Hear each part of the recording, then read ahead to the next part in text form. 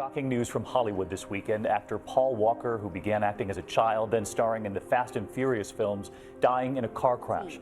There was nothing. We tried. We went through fire extinguishers.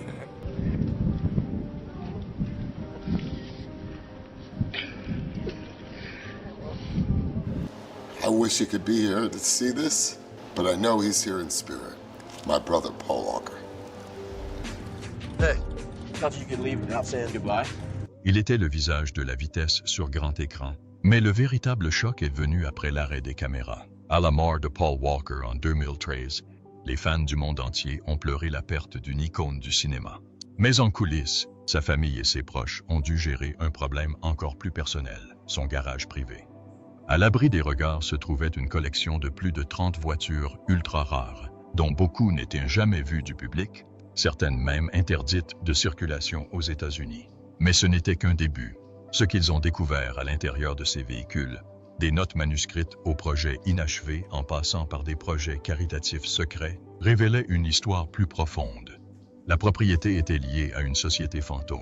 Les évaluations ont déclenché des batailles juridiques et dans les boîtes à gants se trouvaient des messages inattendus. Ce qu'ils ont découvert n'était pas seulement une collection, c'était un héritage.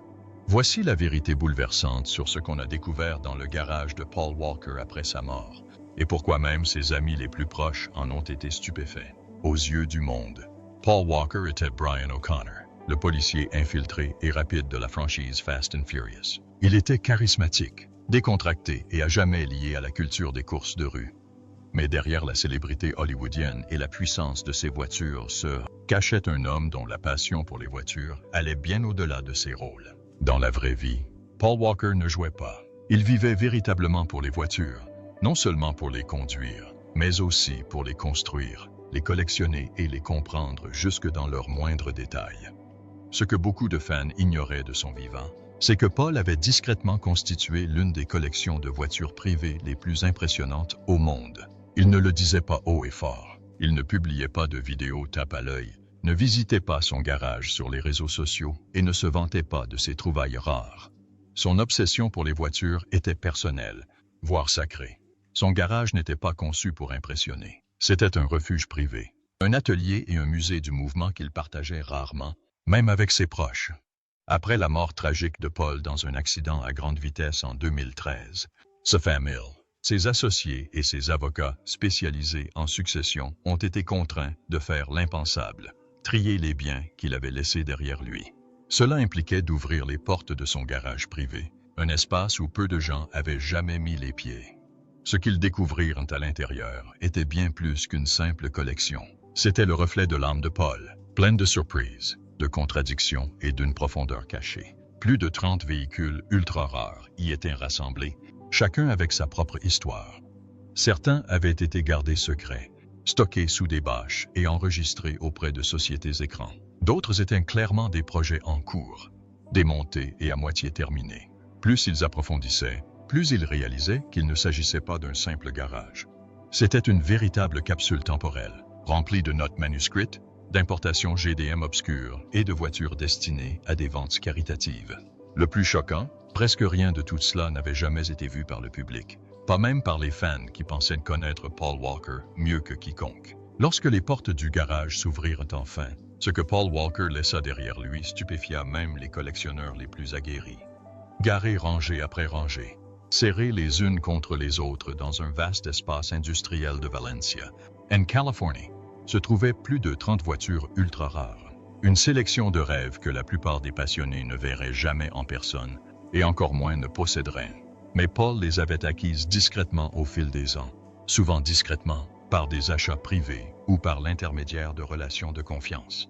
Au cœur de la collection se trouvaient des véhicules qui brouillaient la frontière entre art de collection et armement mécanique. Parmi eux figurait une BMW M3 Lightweight de 1995, l'une des moins de 130 exemplaires jamais produits. Il s'agissait essentiellement d'une voiture de course fabriquée en usine, dont Paul aurait possédé 5 exemplaires. À proximité se trouvait une Saleen S7, une hypercar américaine en fibre de carbone réputée pour sa vitesse brute et sa rareté. Il y avait aussi des Ford GT, plusieurs Porsche 911 et une Toyota Supra Turbo. Clin d'œil subtil à ses origines de coureur de jupons. Mais c'est sa collection de Skyline GTR qui a véritablement laissé ses fans sans voix. Non content des spécifications d'exposition, Paul avait importé et modifié personnellement plusieurs Nissan R32 et R34 GTR, chacune équipée de composants de course et de carnets de réglage manuscrits. Une R34, dont la rumeur disait qu'elle était la voiture exacte qu'il avait utilisée dans la franchise Fast and Furious, était conservée dans un entrepôt privé, témoin intact de l'histoire du cinéma et du JDM.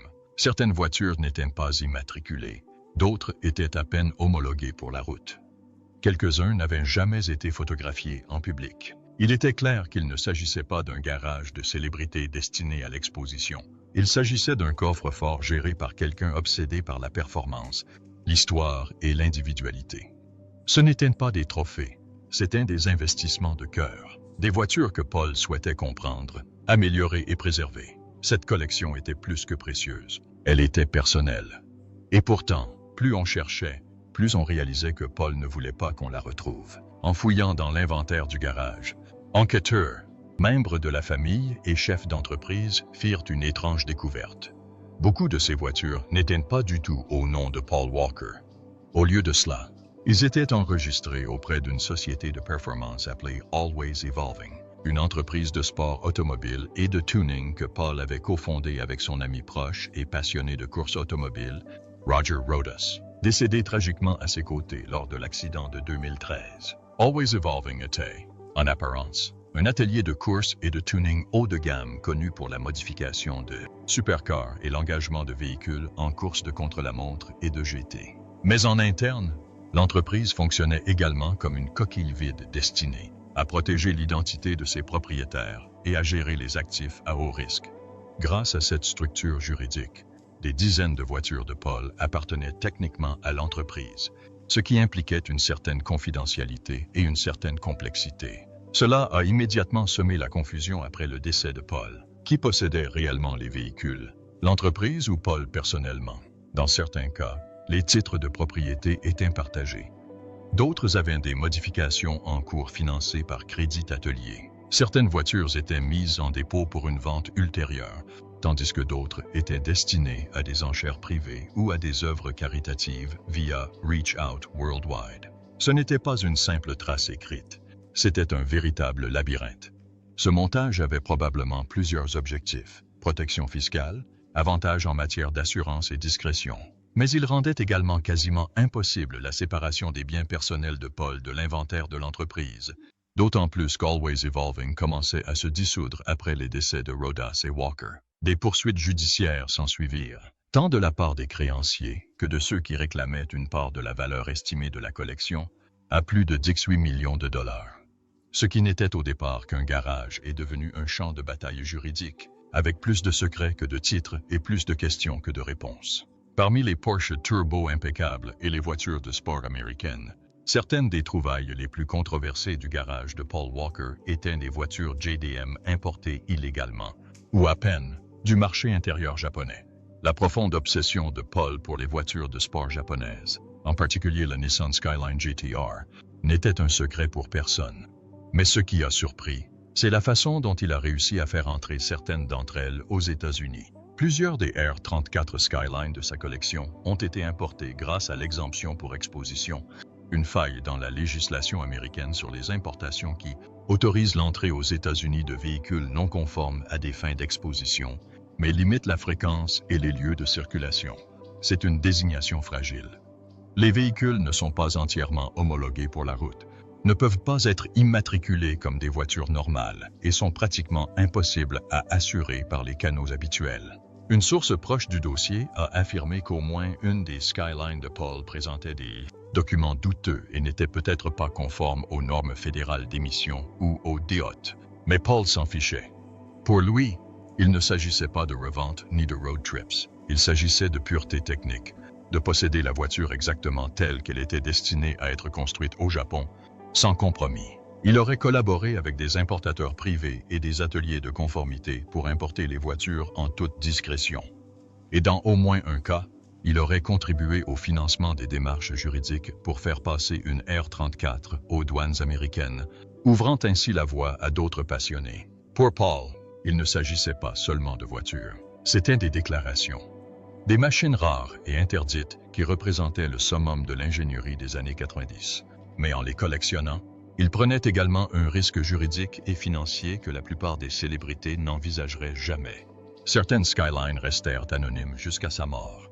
D'autres étaient en pleine conformité, avec des modifications à moitié terminées pour se conformer aux règles du DOT. C'était un autre aperçu de l'état d'esprit de Paul, passionné, obsessionnel et prêt à transgresser les règles pour les bonnes raisons.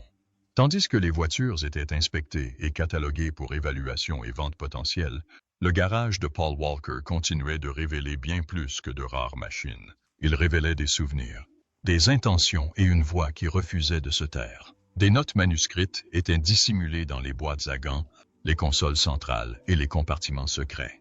Des bouts de papier, des bloc-notes et même des reçus déchirés avec des données de réglage, des références de pièces et des observations détaillées sur le comportement routier et les performances de chaque voiture. Mais le choc ne venait pas des détails techniques, mais du poids émotionnel. Une note, trouvée à l'intérieur d'une Nissan Skyline R34, décrivait l'impression que Paul avait ressentie au volant de la voiture la nuit. On a l'impression de voler. Douce, dynamique, vivante. Un autre, coincé dans l'accoudoir central d'une BMW M3 Lightweight, pourrait bien être le plus propre qui reste. Ne le retournez surtout pas. Pour lui, ce n'étaient pas que des voitures.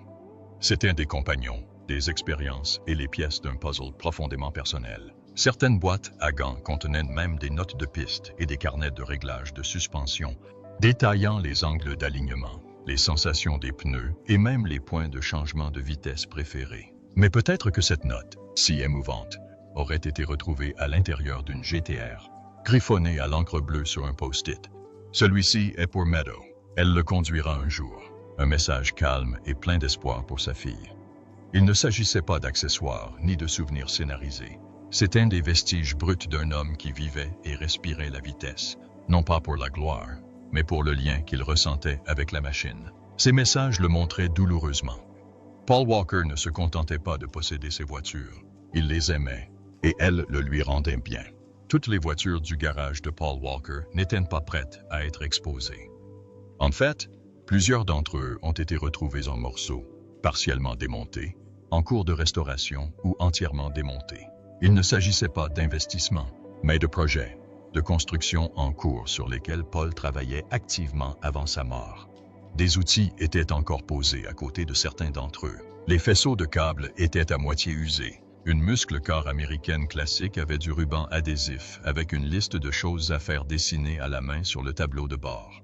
Pour les étrangers, ces voitures inachevées pouvaient paraître encombrantes, mais pour ceux qui connaissaient Paul, elles étaient une preuve. La preuve qu'il était plus qu'un collectionneur de célébrités. C'était un constructeur de terrain, aussi à l'aise sous un ascenseur que derrière une caméra. Ses amis se souvenaient des heures qu'il passait à l'atelier, les mains pleines de graisse, à souder des fils ou à débattre des configurations d'échappement. Il ne s'agissait pas de valeur de revente, mais de création. L'un de ses projets, une Datsun 240Z éventrée, était censé être son prochain pilote personnel. Un autre était une muscle-car américaine des années 60 qu'il était censé restaurer pour un ami proche. Il ne s'agissait pas de simples carcasses mécaniques. C'étaient des chapitres qu'il n'avait jamais pu terminer. Et c'est peut-être ce qui rendait la traversée du garage si difficile pour ceux qui restaient. Car chaque construction inachevée représentait bien plus qu'une voiture inachevée. Il représentait un avenir qui ne s'est jamais construit. Dans un monde où tant de célébrités apposaient leur nom sur des projets qu'elles ne touchaient guère, Paul Walker était différent. Il vivait au rythme du processus. Il appréciait la construction, et ses voitures à moitié finies étaient son dernier message au monde. Il n'a jamais été question d'avoir l'air cool. Il s'agissait de faire le travail. Parmi les hypercars et les légendes du tuning, il y avait quelque chose d'inattendu. Une poignée de véhicules avec des étiquettes manuscrites collées sur leur tableau de bord. Certains étaient marqués de seulement 2 lettres, RO. D'autres étaient ornés de post-it complets indiquant Charity Auction Row W. Il n'a pas fallu longtemps pour relier les points. ROW, Reach Out, Worldwide, était l'organisation à but non lucratif de secours aux sinistrés fondée par Paul Walker en 2010. C'était sa façon de donner discrètement en retour.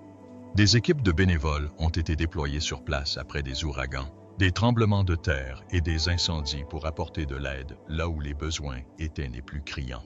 Et il semblait désormais que certaines de ces voitures les plus précieuses étaient destinées à financer cette opération. Parmi elles, une Toyota Supra de 1993 fortement modifiée. Cela rappelait sa course effrénée, mais celle-ci n'avait jamais été montrée à l'écran. Une autre était une Mustang Boss 302, marquée d'un post-it jaune et d'instructions pour un futur gala de charité qui n'a jamais eu lieu.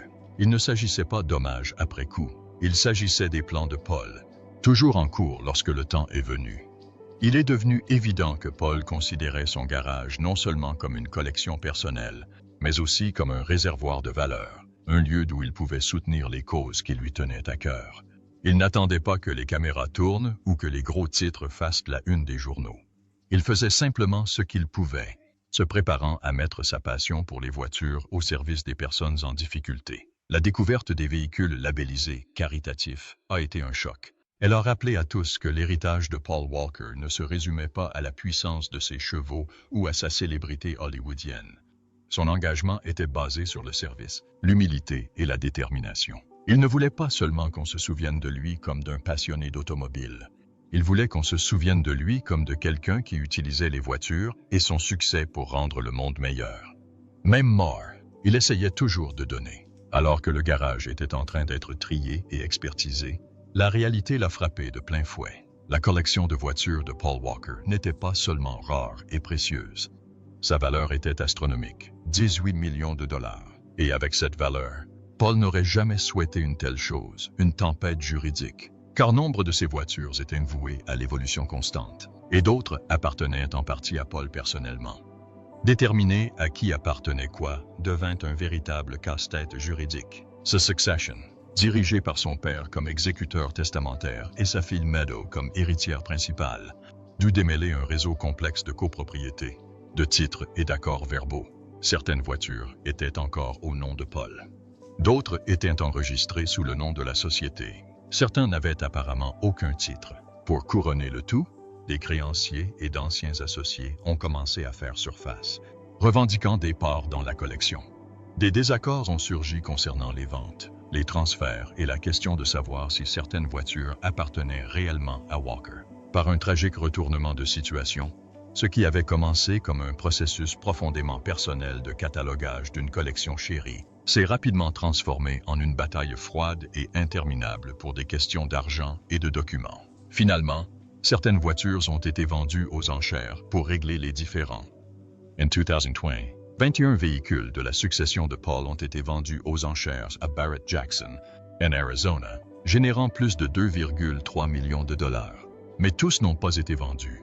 Et certains initiés affirment que des pièces clés ont été discrètement soustraites à la vente publique, conservées au sein de la famille ou négociées en privé, loin des projecteurs. Ce qui était autrefois un garage passionné est devenu un champ de bataille d'estimation, de procès et de bataille successorale. Et pour beaucoup de ceux qui aimaient Paul, ce fut comme le coup de grâce de voir son amour inconditionnel pour les voitures réduit à des procédures judiciaires et des querelles financières. Si le drame juridique s'est déroulé sur le papier, l'impact émotionnel du tri du garage de Paul Walker a laissé une cicatrice bien plus profonde, qui ne fait pas la une des journaux. Pour Meadow Walker, qui n'avait que 15 ans à la mort de son père, le processus d'identification et de répartition des voitures a été aussi douloureux que surréaliste. Il ne s'agissait pas seulement de biens, il s'agissait de l'identité de son père, figée dans le temps. Chaque voiture contenait un souvenir, chaque projet un fragment de sa personnalité. Pour les proches de Paul, sa famille, ses vieux amis et ses anciens collègues, traverser le garage était comme parcourir son esprit, son écriture sur un post-it, ses outils préférés abandonnés près d'un moteur partiellement assemblé, la station de radio encore programmée dans sa poche. C'était comme s'il s'était éloigné pour ne jamais revenir. Certains amis ont craqué en entrant dans le garage. D'autres se sont retrouvés paralysés par la culpabilité ou les regrets. Beaucoup ont dit que le plus dur n'était pas les voitures. C'était de voir tout ce que Paul n'avait jamais pu terminer. Les constructions qu'il n'avait jamais achevées, les courses auxquelles il n'avait jamais participé, les projets qu'il n'avait jamais réussi à mettre en œuvre. Il y avait aussi des liens affectifs avec Roger Rodas, dont le lien avec le garage ajoutait une dimension supplémentaire à la douleur. On pensait que certains véhicules étaient en possession partagée entre les deux hommes, ce qui compliquait encore une situation déjà délicate. Leurs décès ont laissé 2 familles endeuillées et un lieu sacré empli de souvenirs qu'aucun des 2 camps n'était prêt à abandonner. À première vue, ce n'était qu'acier, caoutchouc et de fibres de verre. Mais pour les amoureux de Paul Walker, son garage était devenu un mausolée de passion et de détermination.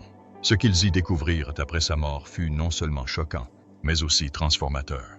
Sous une valorisation de 18 millions de dollars, sous les importations et les supercars les plus rares, sous le chaos juridique et le désastre émotionnel se cachait quelque chose de bien plus puissant, un héritage qui s'étendait bien au-delà de l'écran. Paul n'était pas une célébrité collectionnant des voitures pour son influence. Il n'utilisait pas sa célébrité pour gonfler les prix ou entretenir des garages dignes d'Instagram.